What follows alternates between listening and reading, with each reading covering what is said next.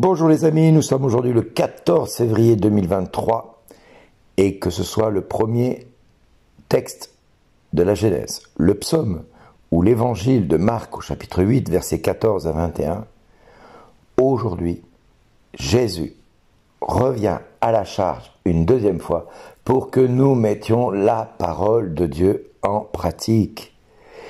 Et si quelqu'un garde cette parole, autant dire qu'il a tout compris.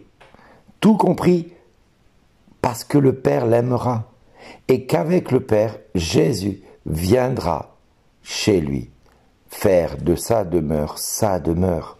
Et oui, frères et sœurs, nous avons dans notre quotidien l'habitude de nous plaindre, l'habitude de venir quémander à Dieu. Seigneur, guéris mon fils, guéris ma fille, guéris ceci, guéris cela. Oui, c'est vrai. Et c'est légitime. Seulement quand on regarde la première lecture, où Noé ne s'est que contenté que d'obéir à Dieu en construisant l'arche, ou en choisissant Dieu dans son cœur, il a accepté de partir dans ce véhicule qu'il a fabriqué de ses mains et pour lequel il va rester 40 jours et 40 nuits, le temps que la pluie tombe. Et au bout de ces 40 jours et 40 nuits, il va rester encore 7 jours de plus, parce que les eaux du déluge étaient sur toute la terre. Et tout était rayé de la carte. Cependant, quand on lit le psaume, si Dieu domine les eaux, en faisant tomber les eaux du temps de Noé pour tout détruire, pour recommencer sa création, parce que mécontent de l'attitude des hommes et des femmes, pour faire comprendre aux hommes que ce n'est pas en agissant comme ils agissent qu'ils vont arriver tout doucement à changer et à faire que leur vie soit meilleure. Non, c'est en continuant comme ils font qu'ils continuent à s'enfoncer irrémédiablement dans la débauche, dans les problèmes, dans la violence, dans les problèmes financiers, dans les problèmes de santé, dans les problèmes X ou Y. Continuez à résister à la parole de Dieu et vous ne cesserez pas de vous plaindre, de voir votre vie ne pas aller de mieux en mieux, c'est-à-dire de gloire en gloire, mais d'aller d'échec en échec. Si dans ta vie il y a beaucoup d'échecs, pose-toi la question de quand est-ce que tu as décidé de mettre la parole de Dieu à la première place dans ta famille.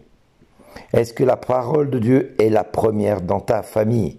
Est-ce qu'elle est devant ta maison, dans ta maison? Est-ce qu'elle est la première place ou est-ce que c'est la télé? Est-ce que ce sont les jeux d'argent, le tiercé, le loto? Est-ce que c'est les bons repas? Est-ce que c'est ton mari, ta femme, tes enfants qui passent en premier? Qu'est-ce qui passe en premier dans ta vie? Et tu t'étonnes de manquer de tout? Rappelez-vous ce que Jésus dit dans l'évangile de Marc aujourd'hui. Il nous dit, vous avez le cœur endurci, vous ne saisissez pas, vous ne comprenez pas encore, vous avez des yeux et ne voyez pas, vous avez des oreilles et vous n'entendez pas, vous ne vous rappelez pas quand j'ai rompu les 5 pains pour 5000 personnes. Combien avez-vous ramassé de paniers pleins de morceaux? Ils répondirent 12. C'est-à-dire la profusion, l'abondance en plus d'avoir permis que 5000 personnes puissent manger normalement. Et puis, quand j'ai rompu 7 pour 4000 personnes, combien avez-vous rempli de corbeilles? 7, ils répondirent. Et vous ne comprenez toujours pas. Vous êtes toujours dans cette révolte intérieure ou dans cette supplication incessante.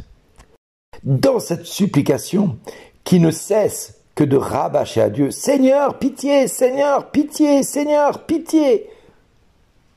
Mais tu n'as pas compris que Dieu veut de toi une seule chose. Tourne ton regard vers la parole de Dieu. Fais de celle-ci le livre de ton chevet. Fais de ce temps que tu as avec cette parole l'occasion de rentrer dans l'adoration et l'action de grâce. Fais de cette parole le moyen de donner un sens à ta vie? Pourquoi rencontres-tu tant de difficultés? Pourquoi es-tu tant dans l'échec? Pourquoi es-tu tant déprimé? Pourquoi es-tu en dépression? Pourquoi es-tu si malade? Parce que la parole de Dieu n'est pas à la première place dans ta vie. Tu peux dire tout ce que tu veux. Tu peux expliquer tout ce que tu veux. La raison, elle n'est pas ailleurs. Elle est là et pas ailleurs.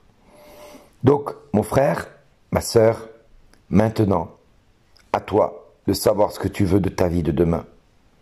Est-ce que tu veux que ta vie continue comme aujourd'hui, c'est-à-dire où rien ne va et demain sera pareil à hier, voire même pire? Ou tu décides de mettre Dieu à la première place? Et si tu acceptes de mettre Dieu à la première place, alors tu prends la parole de Dieu et tu la lis tous les jours. Tu la vis tous les jours. Tu la médites tous les jours. Tu intègres celle-ci dans ton quotidien. Combien de fois as-tu mangé aujourd'hui depuis que tu as entendu ce texte? 1, 2, 3 fois. Peut-être que tu as déjà mangé 2 fois. Et combien de fois as-tu ouvert la Bible depuis ce matin? Depuis que tu as ouvert les yeux? Voilà la question qu'il faut que tu te poses. Tu es capable de prendre soin de ton corps en te nourrissant, mais tu n'es pas capable d'écouter la parole de Dieu? Et tu t'étonnes que tu as peur de manquer de pain, du nécessaire. Quand tu dis « donne-nous notre pain de ce jour », c'est pas pour demain, c'est de ce jour. Dieu veut pourvoir à tes besoins dans les moindres détails. Que ce soit la santé, le travail, la famille, le bonheur. Dieu veut te combler. Alors pourquoi discuter au sujet d'un morceau de pain qui te manque pour faire ta journée? Dieu est infiniment plus puissant que ce que tu penses. Laisse Dieu maintenant agir dans ta vie. Laisse-le te surprendre. Laisse-le te visiter. Et mets celle-ci en pratique. Mets cette parole en pratique une bonne fois pour toutes. Et n'hésite pas à y revenir autant de fois que nécessaire dans la journée. Ta Bible doit s'user. Ta Bible doit s'abîmer. Ta Bible, elle doit faire comme toi, vieillir. Si elle ne vieillit pas, c'est que tu ne l'utilises pas. Voilà mon frère, médite ça et réfléchis bien à ce que tu vas faire. Dans le nom de Jésus, je te bénis, sois béni et merci d'exister. Au revoir.